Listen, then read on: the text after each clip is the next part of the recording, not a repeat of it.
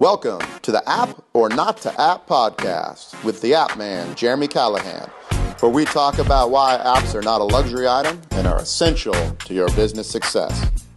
I've been in the mobile industry for over 20 years, and the question I always get is to app or not to app. Definitely, you must app. Mobile apps can help your business reduce costs, increase leads, and reduce manpower. An app is not a luxury item, it's a necessity. So let's get started making you money.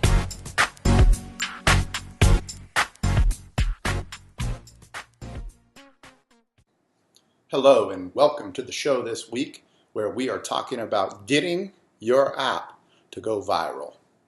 And it's a very important subject because when we talk about apps and marketing apps and getting people to install and use your apps, one of the things we always have to do is we have to maximize the money we're spending.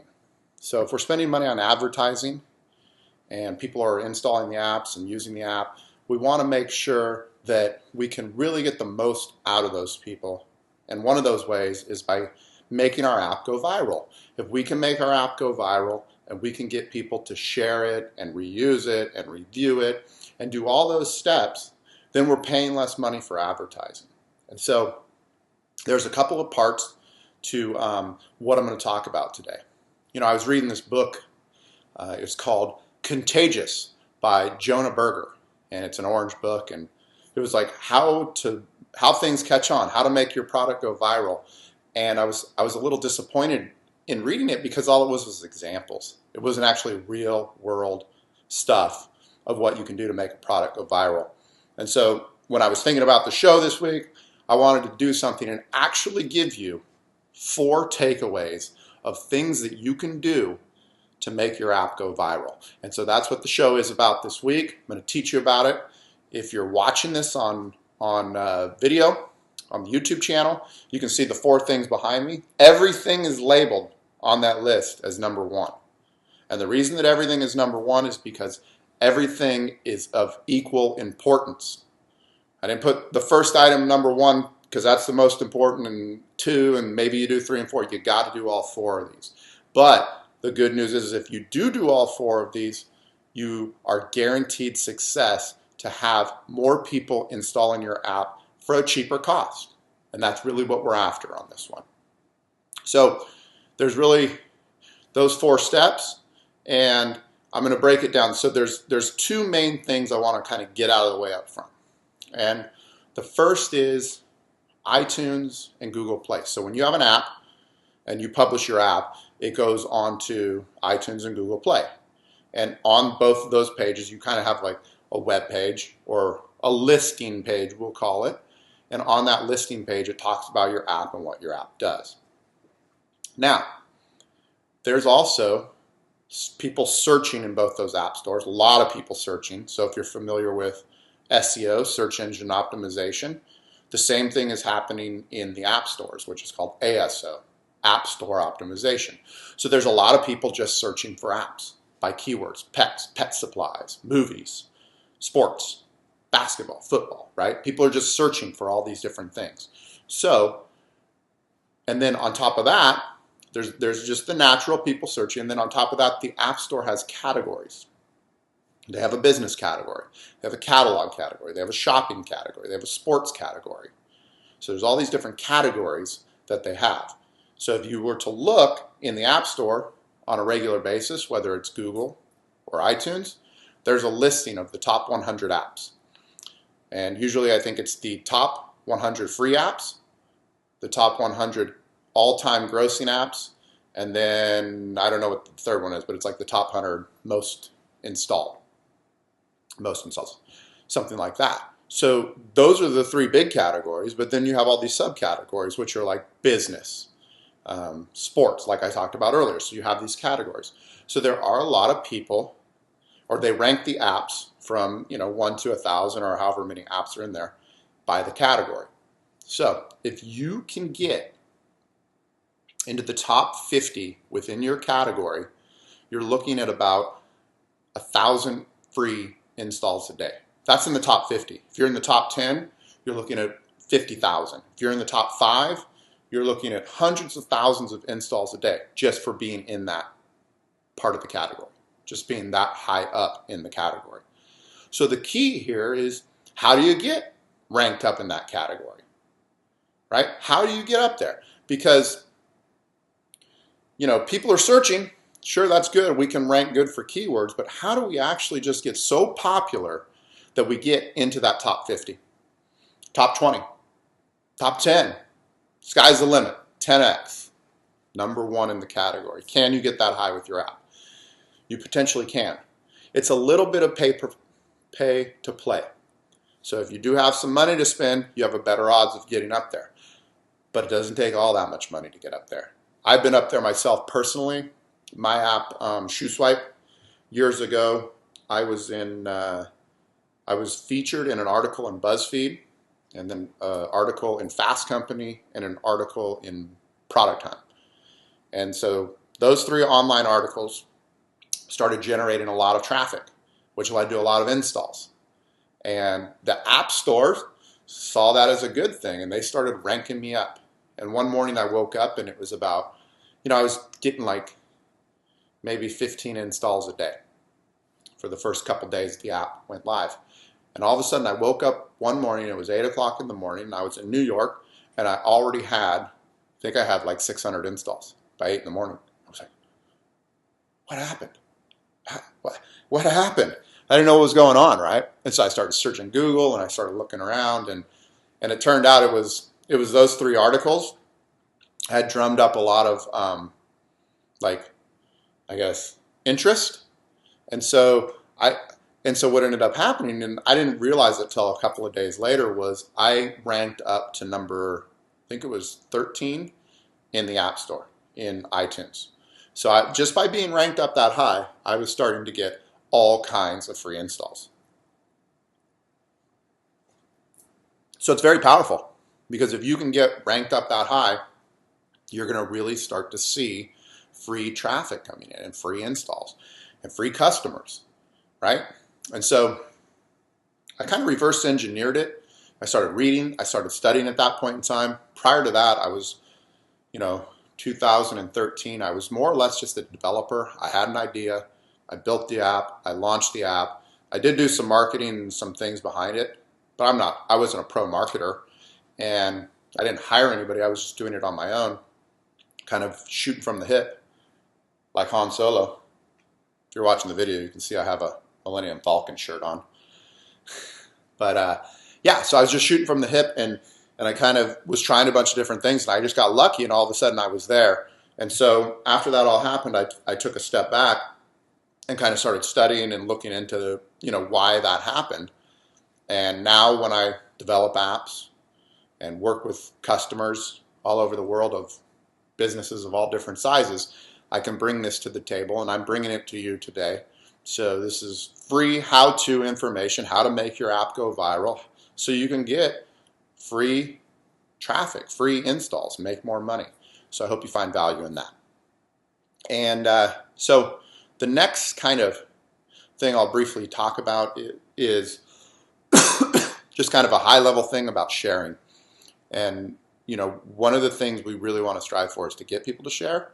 And I'll talk about it a little bit more, but in a minute. But the idea is that nobody shares, or not very many people share. Like, look at your Facebook feed or your social media feeds, and you'll start to see that, like, of the 500 friends you have, like 20 of them share the most. And then maybe another 20 actually just post things from, here and there. So it's very rare that people are sharing. And so, how do we get people to share, right? So if we feel, I've felt so strongly about all the apps I've launched and put out over the years that I would share them, but the people that saw them didn't think that they were worth sharing. They might have even installed it and used it. A lot of the people I share to my friends and family with, and they install it and use it, but they didn't share it, So how can I get people to share it? So that's one of the things. So just at a high level, people don't share, people don't want to share. So we have to do something to kind of incentivize them. So let's get into the list. Okay. So the list, 4 things that iTunes and Google Play. They have an algorithm, and if you do all 4 of these things, they see you as kind of awesome, and they rank you better, and they reward you for that awesomeness. So I want to talk about that. So the first one is traffic and installs. Mainly it's installs. How many people are installing your app? So when you first launch an app, you're going to put out a lot of effort. You're going to put out press releases. You're going to, put things on social media. You're going to have everybody in your company put things on social media. You're going to run contests. You're going to run advertisement. You're going to be on Instagram. You're going to be on Facebook. You're going to be on Twitter. You're going to be everywhere getting all this traffic. Maybe you'll get articles written about you. Maybe you'll work with influencers. So they'll drive traffic. So you're going to drive all this traffic to your iTunes and your Google Play Store, and people are going to install. Awesome. Step number 1, you got to get people to install and use. Okay? That's great. You're 1 step in. Now, there's a lot of apps out there where people just install them and they never use them again. And so Apple and Google, they don't reward you for that. So now we have to get into the next 2 items. And the next one is sharing. So how can we get people to share your app? And you can't think about this when you market your app or when it's launch time. This is something you have to really think about way in advance, like when you're planning. So if you have an idea for an app and you're planning the app and you say it's going to do X, Y, and Z, and that's it, and you come to me with that idea, the first thing I'm going to say to you is, how are you going to get people to share it? You might say, well, I didn't think of that. Well, that's why you hired the app man, so that you can think about that, because you want people to share that app. You want people to go out of their way to be like, wow, this is awesome, because your app might be awesome. But if you don't ask me to share it, it's very likely I'm never going to share it, or you don't reward me for sharing it. Okay? So think about how you're going to pay for traffic to your app. Let's say you're paying for customers, and let's say it costs you 50 cents for every person that installs your app. So if you get 1,000 people to install the app, 50 cents, I think that's $500. So like $500 to get 1,000 people to install your app.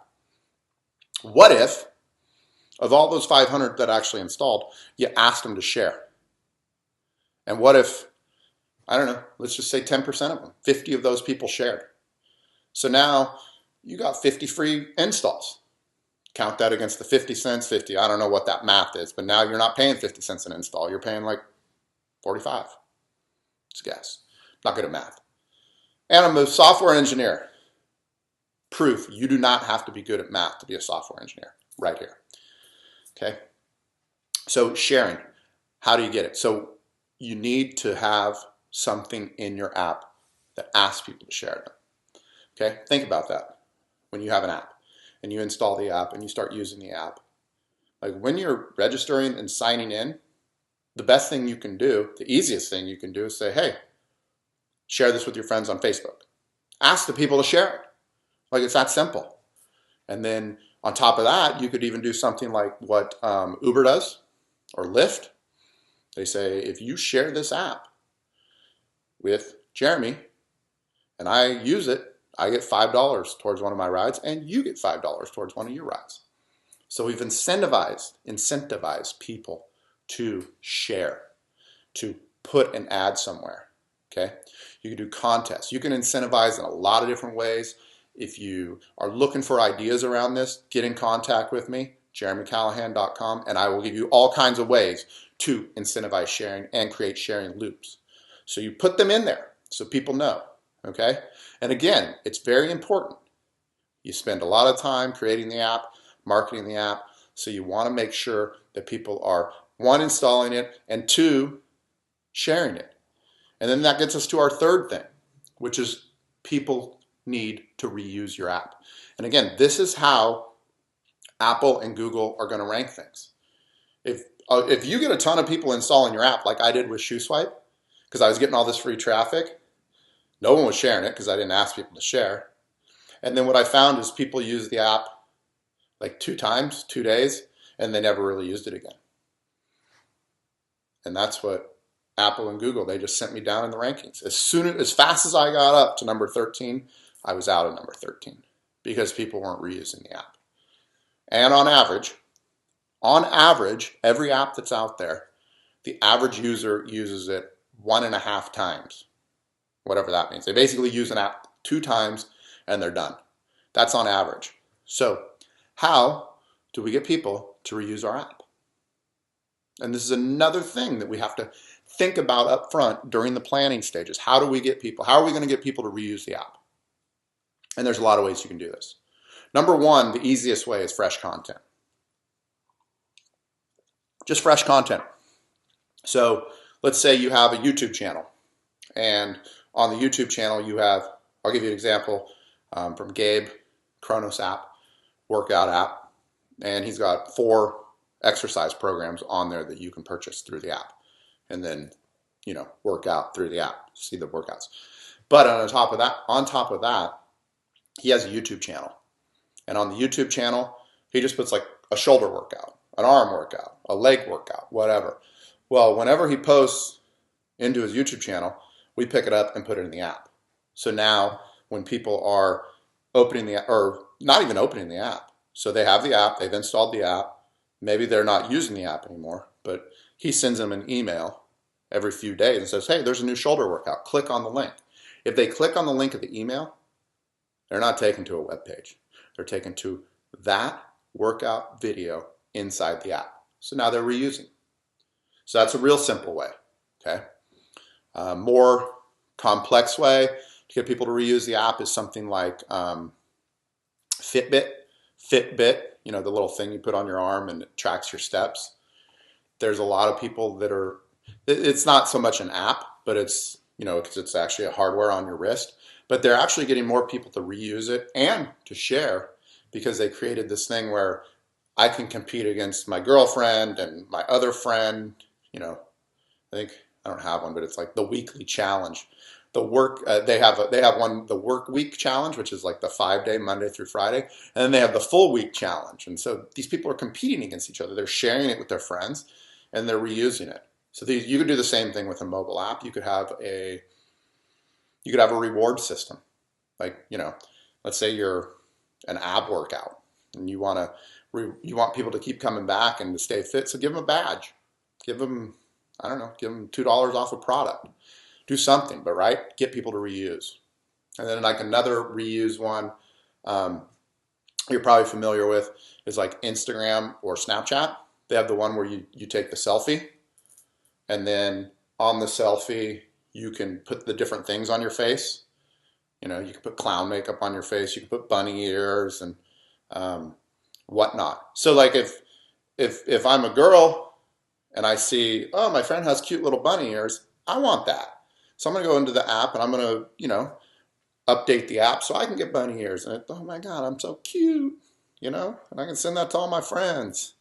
And I can sit there with my dog next to me. I can put the bunny ears on my dog, This is the world we live in.